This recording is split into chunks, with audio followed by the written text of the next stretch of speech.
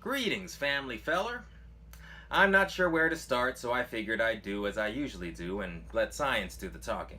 Now, most of you know Newton's third law of motion. For every action, there is an equal and opposite reaction. First comes the bad news.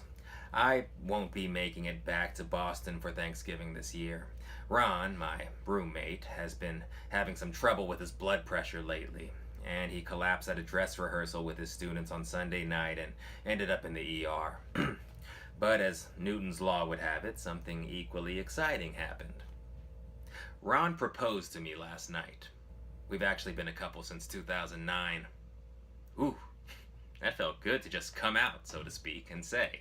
I'm sure you all remember when Ron first moved into the spare bedroom of my condo and I introduced him as a new friend I'd met at a teacher's conference who was going through a divorce and getting back on his feet. All of that was technically true, but I fudged some of the details. With Ron, I suddenly stopped thinking. My body and my mind became one, and I just knew what to do. Of course, I wanted to call you all right away, but Ron asked me to wait to tell anyone until he could tell his parents because that was a funky situation. Ron comes from a pretty traditional Mormon family, and as I'm sure you know, in that religion, being gay is a real no-no. His parents didn't even approve of him being a drama teacher. It just never seemed like the right time, and before you knew it, years were going by and no one knew the truth. But now, enough is enough.